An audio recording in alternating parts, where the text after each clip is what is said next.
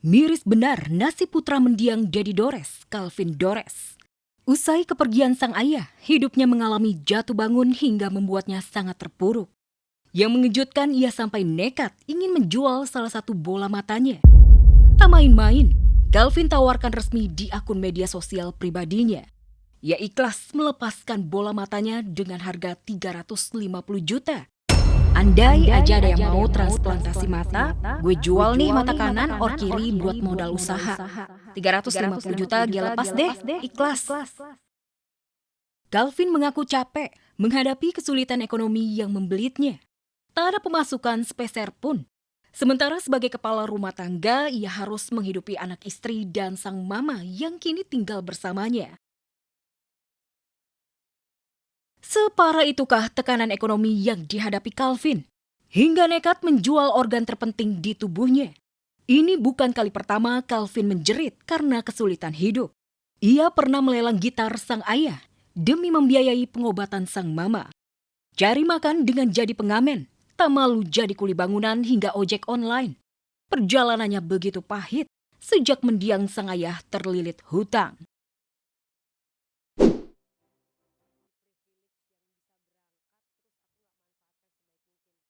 Setelah 2 kali gagal berangkat haji, Ashanti akhirnya bisa tersenyum lega. Hari ini resmi terbang ke Tanah Suci untuk menyempurnakan rukun Islam yang kelima, berhaji ke Baitullah.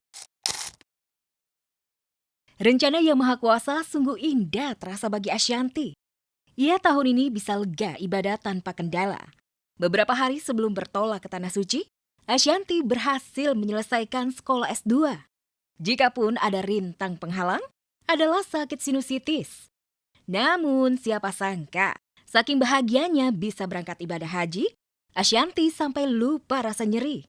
Lantas apa yang sebenarnya membuat sakit sinusitis Ashanti menghilang usai berangkat haji?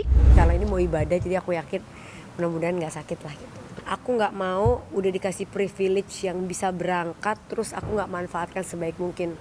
Gak mau, karena katanya kita pulang dari sana tuh seperti bayi yang terlahir kembali. Dosanya 0.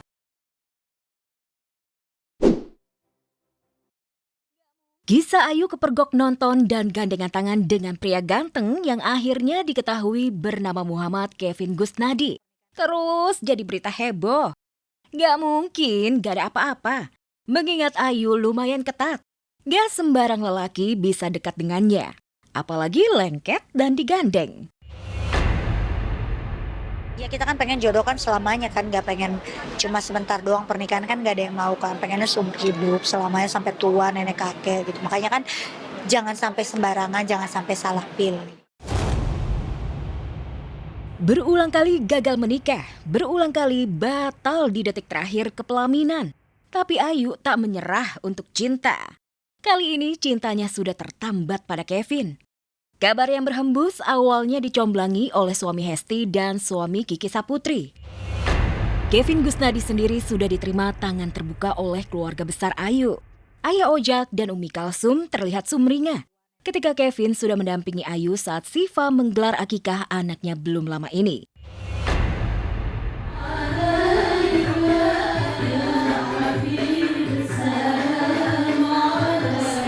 Mungkin ada sih, cuman kan dia masih belum ngomong juga. Terus kalau kita ini ya takutnya salah lagi, ya udah terserah dia aja Masih nanti. dirahasiakan kali ya. Nama Kevin Gusnadi langsung jadi buruan warganet. Memang sosoknya tak main-main. Alumni Universitas Indonesia, pernah berkarir di Kementerian Polhukam dan kini jadi tenaga ahli di DPR RI. Sayangnya bukannya mendoakan berjodoh, warganet malah rame-rame menyerukan agar Ayu segera kabur dari Kevin. Hanya gara-gara Kevin lebih muda usianya dibanding Ayu.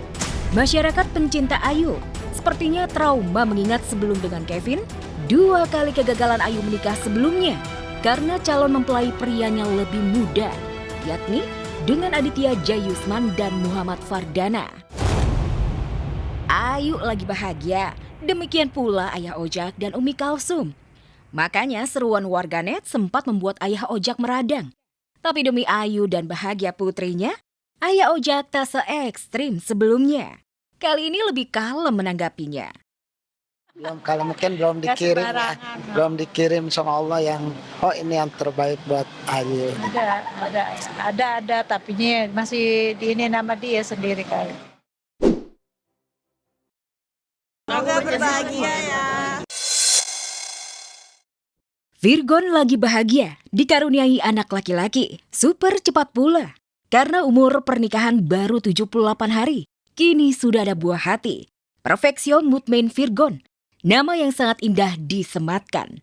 Yang berarti damai yang sempurna.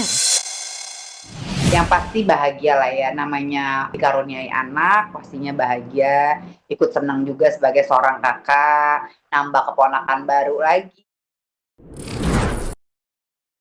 Soal momongan super cepat, netizen tak lagi kaget.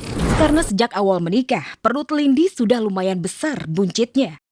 Saat bulan madu ke Labuan Bajo, malas ngajak dipamerkannya.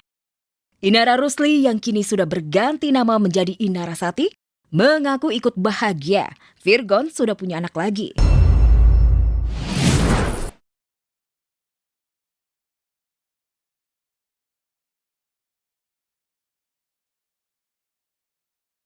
Semoga berbahagia ya.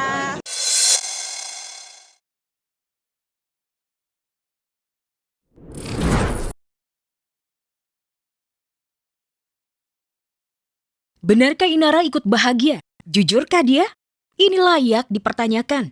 Mengingat mantan istri Virgon ini bersama tim kuasa hukumnya mendesak penyidik agar segera menetapkan Virgon sebagai tersangka atas kasus ilegal akses yang diadukannya.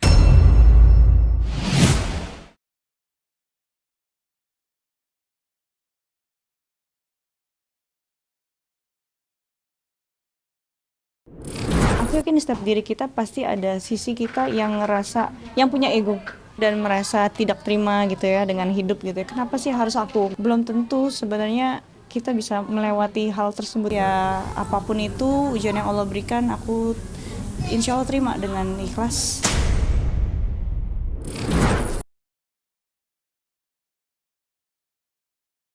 Inara ngotot, polisi segera menetapkan tersangka kasus ilegal akses. Karena posisinya kian tersudut oleh jerat kasus perzinahan dengan Insanul Fahmi atas pengaduan Mawa. Lantas, siapakah duluan yang bakal menjadi tersangka? Siapa pula yang duluan masuk bui? Inara, Virgon, atau Wardatina Mawa?